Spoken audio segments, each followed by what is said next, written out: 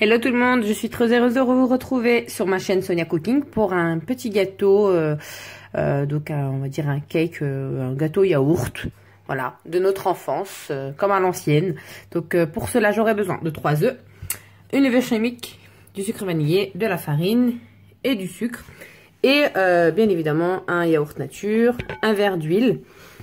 Donc voilà, on va commencer la recette. Donc là je vais commencer par battre les œufs avec le sucre vanillé et le sucre en poudre. On est parti. Donc là j'ai mis les 3 œufs et mon sucre vanillé. Donc j'aurais pu mettre 4 œufs, mais là mes œufs sont assez gros, donc j'en ai mis 3. Donc ensuite après je vais rajouter le sucre en poudre. Donc là je vais mettre mon sucre en poudre. Désolé pour le bruit. Il faut bien battre les œufs, bien que ça mousse bien et ça monte bien. Donc je vais bien faire ça pendant 2 à 3 minutes, voire peut-être même 5 minutes pour que ça soit bien monté. Donc je vais mettre parti.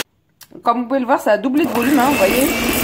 C'est vraiment laissé mixer pendant longtemps avec mon batteur là. Continue d'ailleurs, ça a doublé voire triplé de volume. Donc plus on va le battre, plus ça va monter, hein, donc c'est pas mal. Et je pense que plus le gâteau sera moelleux. Donc là je vais incorporer l'huile. Donc là je l'incorpore d'un coup. Ensuite je rajouterai le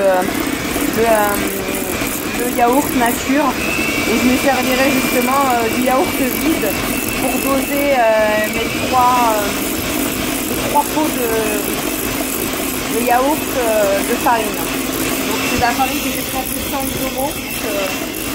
c'est pas mal. Franchement la pâte elle est onctueuse. Je sais pas si vous voyez, bon attendez je vais arrêter le batteur pour qu'on puisse m'entendre, mais vous voyez par exemple là je la vois, elle est très onctueuse, franchement elle est... J'adore.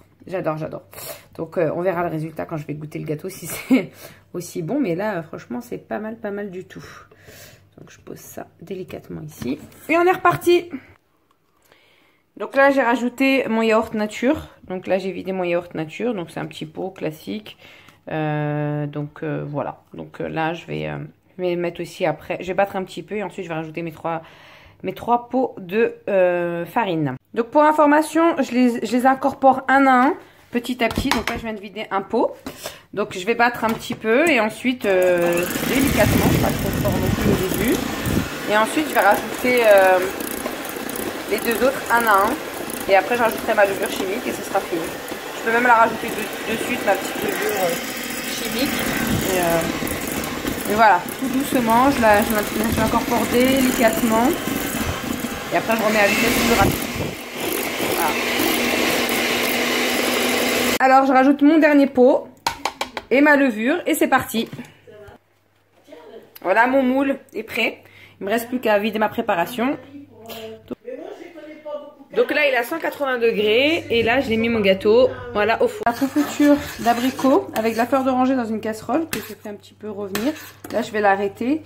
En fait je vais m'en servir de glaçage pour mettre par dessus mon gâteau au yaourt. Et ensuite je vais rajouter justement de la noix de coco râpée.